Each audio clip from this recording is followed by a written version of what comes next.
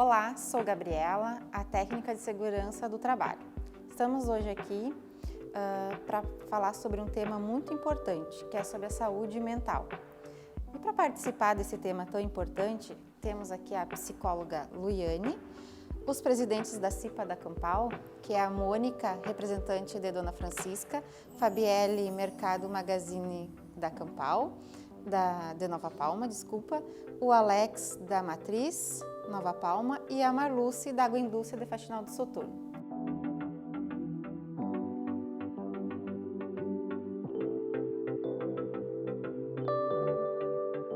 Bom, sabemos que a Covid desencadeou um aumento muito grande, de 25% nos transtornos de depressão e ansiedade. Com esse tema sobre saúde mental, eu trago a Fabielle para começar a dar abertura nesse bate-papo. Então, Luiane, a gente sabe que a pandemia do Covid-19 e o isolamento, eles desencadearam bastante transtorno e agravou também o surgimento de transtornos mentais. A gente queria saber, hoje em dia, como é que a gente pode fazer para manter uma boa saúde mental? Para responder essa tua pergunta, Fabielle, é importante que a gente volte um pouquinho e retome o conceito da pandemia frente à saúde mental. A pandemia, na verdade, ela foi uma crise sanitária mundial. E o que acontece com isso? Além de ser uma crise sanitária de doença, ela trouxe muita insegurança. E a insegurança, ela mexe direto com as nossas emoções, dentre elas as emoções ruins que a gente não gosta de sentir, que é o medo, a insegurança, o mau humor, entre outras. Quando iniciou a quarentena, nós tínhamos ideia de ficar um período isolados e que após esse período a vida retomaria ao normal. Esse período foi prolongando e as informações que chegavam, elas não eram legais. O isolamento no trabalho, o medo de contagiar, o medo de perder um ente querido, isso tudo começou a fazer parte do nosso dia a dia dentro de uma sociedade relacional que nós temos. E o que é uma sociedade relacional?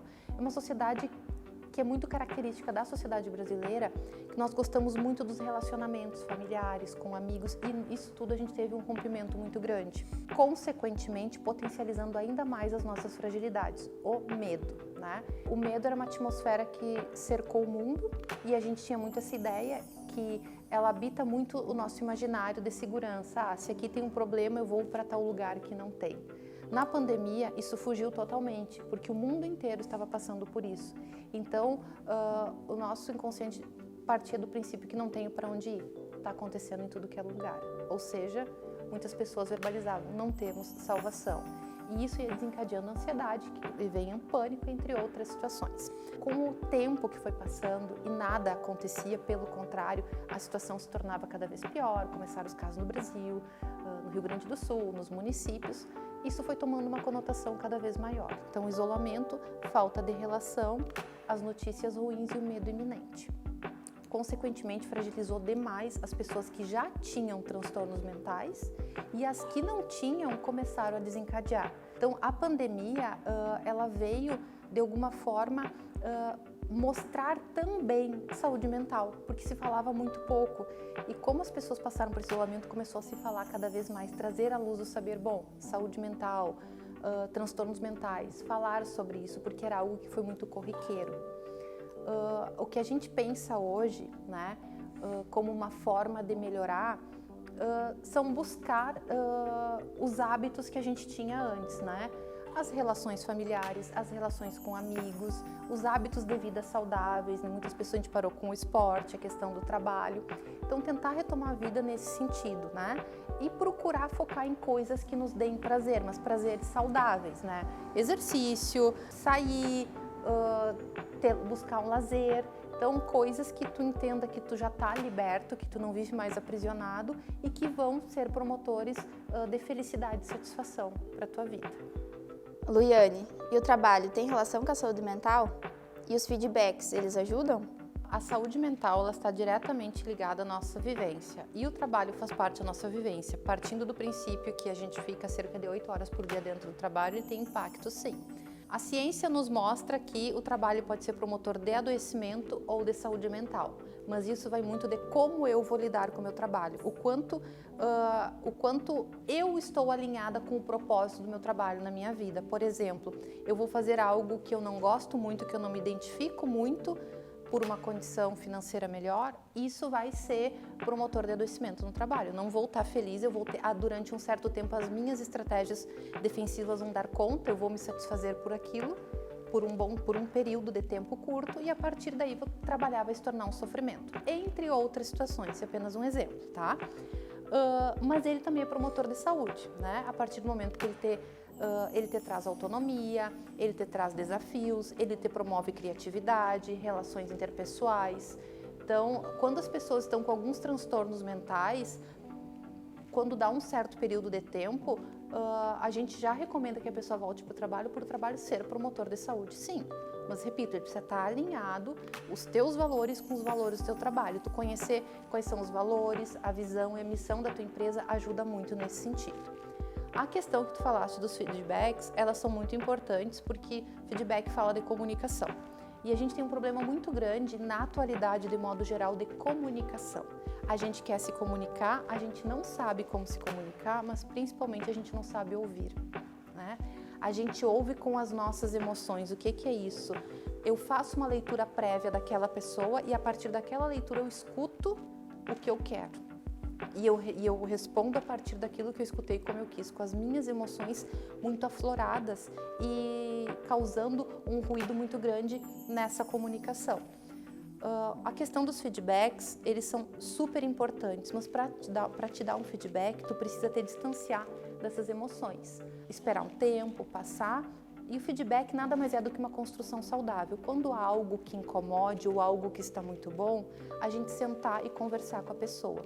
A gente fala muito em feedback construtivo, que é quando algo não foi muito bem ou algo não está sendo feito muito bem, de você dar uma chamada, ou você entende que aquele profissional pode dar o seu melhor e você sentar e conversar com ele.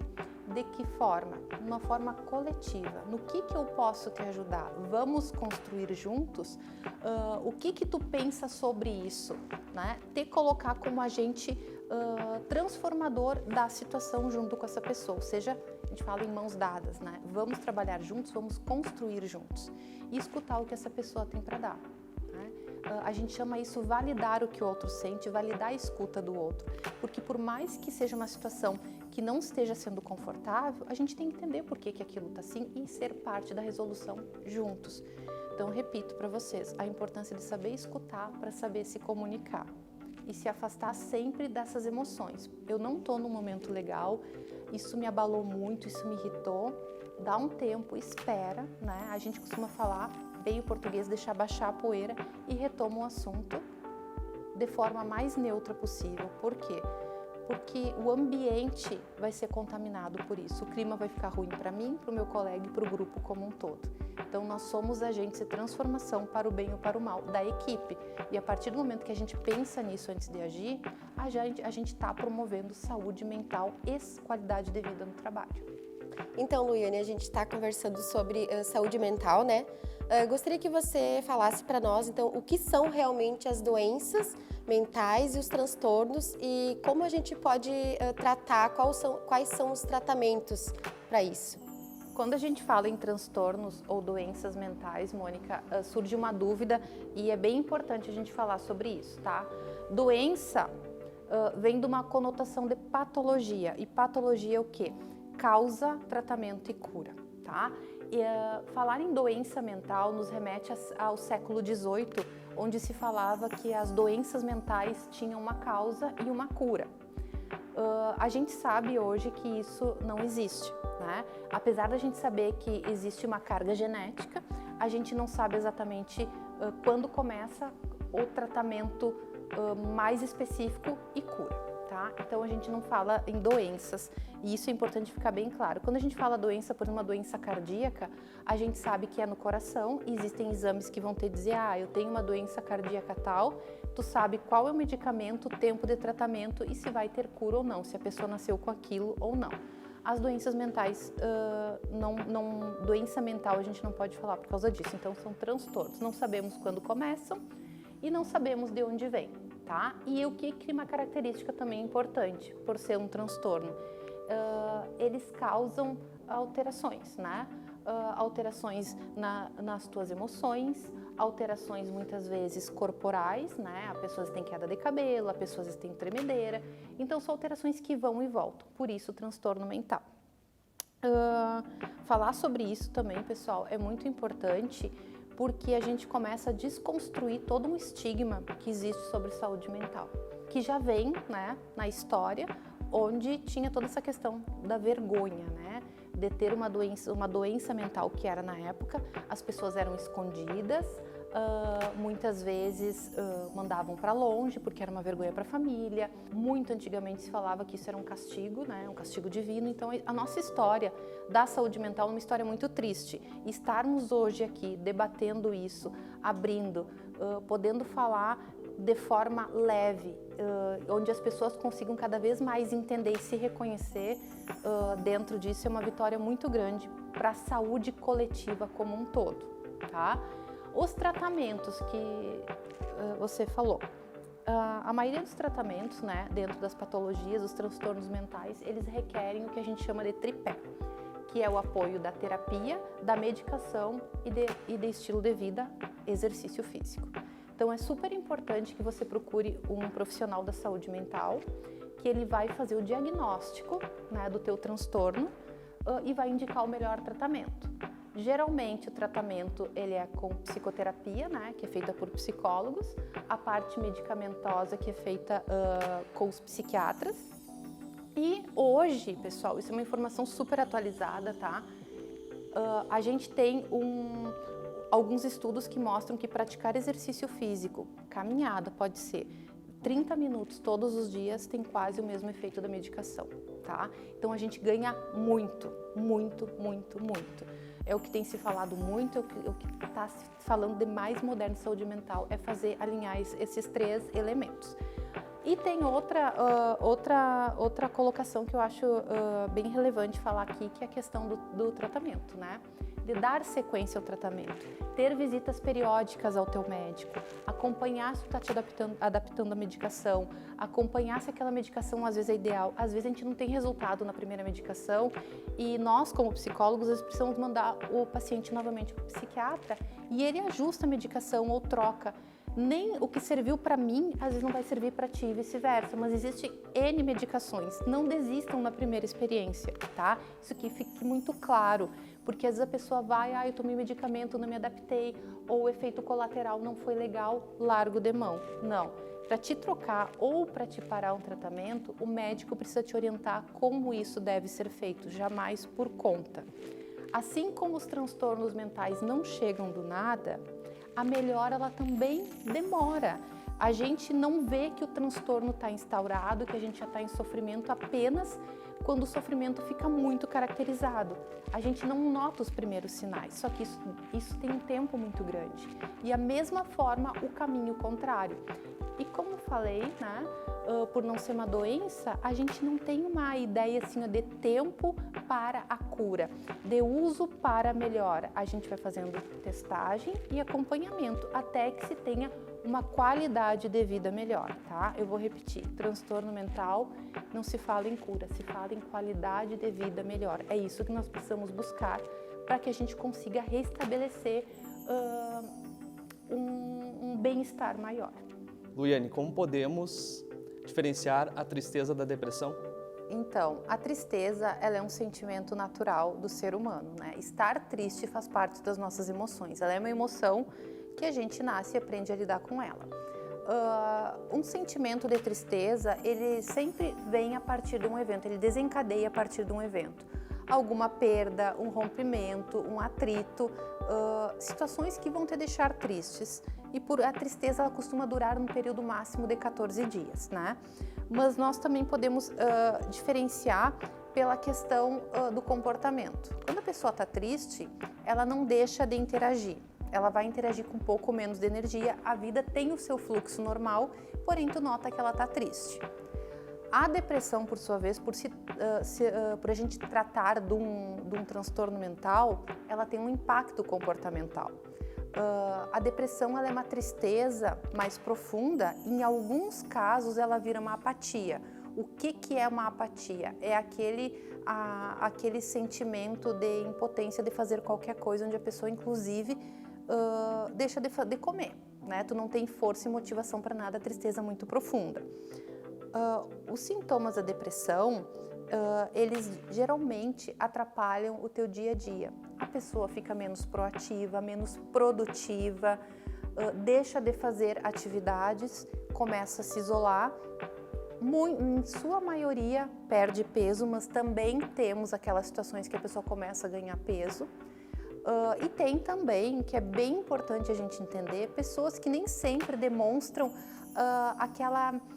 aquele peso da tristeza. Tem pessoas que conseguem disfarçar muito bem e às vezes acontece alguma coisa e a gente se pergunta como aconteceu, estava tão bem, mas se a gente olha com cuidado depois, entende que a pessoa já não estava dando o seu melhor em pequenos detalhes. Por isso que é importante a gente estar sempre atento ao cuidado, atento e cuidando do outro, né?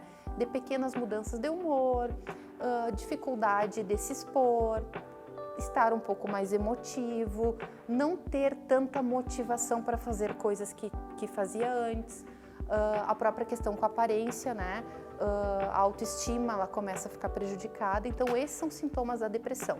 E a depressão, ela exige tratamento, né? E acompanhamento. O que a gente tem também que deixar bem claro é que, passado esse período, né, dos 14 dias, a pessoa teve uma tristeza muito grande, como que ela ficou? Ela pode desenvolver uma depressão depois? Pode, tá? Mas a gente tem que entender o quanto a vida ativa dela mudou ou não, tá? Como ajudar uma pessoa que tem depressão? O auxílio a uma pessoa que tem depressão, ele requer alguns cuidados bem importantes, tá? Dentre eles, como tu vai chegar a essa pessoa. Como a pessoa geralmente ela busca isolamento, tu tem que ter alguém próximo ou tu ser alguém próximo para poder chegar numa abordagem leve, tá? E o que é essa abordagem leve? É tu motivar a pessoa. Não adianta tu dizer para ela assim, ó, levanta, tu tem que trabalhar, tu tem que tomar banho, a vida é linda. A pessoa sabe disso, ela não tem condições naquele momento de fazer isso e ouvir tudo isso causa mais dor ainda e em vez da gente ajudar, a gente coloca a pessoa mais para baixo ainda. Então o cuidado é motivar essa pessoa, chegar até ela com soluções e dando a real importância que ela tem na minha vida. Fulano, vim aqui pra gente sair e tomar um mate. Colega, vamos hoje em tal lugar. Tu convida sem dar opção dessa pessoa negar ou não. Ah, mas eu não vou até a casa. Eu ligo.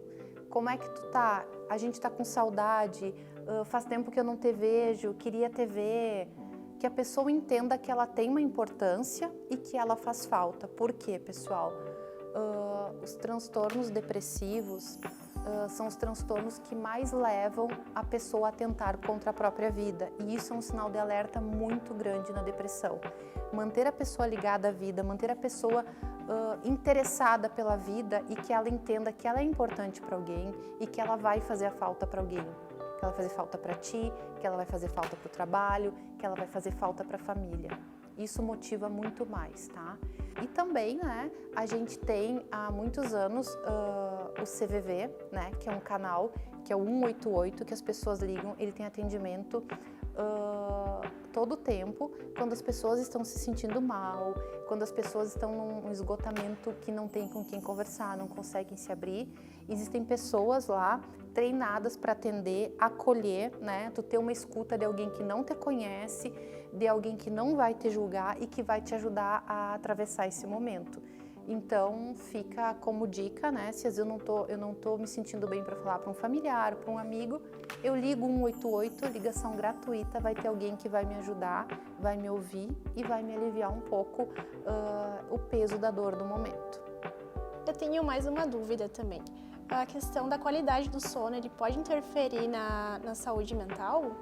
Muito, principalmente quando a gente fala de ansiedade. Pessoas ansiosas têm mais problema de insônia. Geralmente, o transtorno da depressão, geralmente, tá? Eu falo geralmente porque toda regra tem sua exceção, dá mais sono, né? Mas a ansiedade, o transtorno da ansiedade geralmente dá muito problema de insônia. Fora, né, a ansiedade quando ela ainda não é um transtorno, mas é algo do dia a dia que tu tá vivenciando na correria, tá passando por algum período de tribulação que tá te causando essa ansiedade. A higiene do sono é muito falada hoje porque a gente já sabe, a ciência nos traz essas respostas hoje, que a nossa memória, o nosso desenvolvimento neurocognitivo, ele está diretamente ligado à condição de descanso. O sono é um momento da limpeza, é um momento que o cérebro se reorganiza. E ter uma boa noite de sono é fundamental para que a gente tenha uma vida cognitiva de memória mais longa e, consequentemente, corporal, a partir do momento que a gente sabe que o cérebro que manda todas as informações e todas as questões, todos os impulsos para o nosso corpo. Como eu falei anteriormente, o que é a higiene do sono? São hábitos saudáveis para que tu consiga dormir melhor e ter mais qualidade. Mas, como eu falei, hábito. Hábito é algo que demora até virar recorrente. É muito difícil, mas para criar um hábito a gente precisa se esforçar e insistir, né? Até que isso se torne natural para a gente fazer. Dentre eles está a alimentação, né? Ter uma alimentação leve à noite, praticar exercícios, fazer o uso de telas, tá, pessoal? Até no máximo 2 ou 3 horas antes de ir para a cama.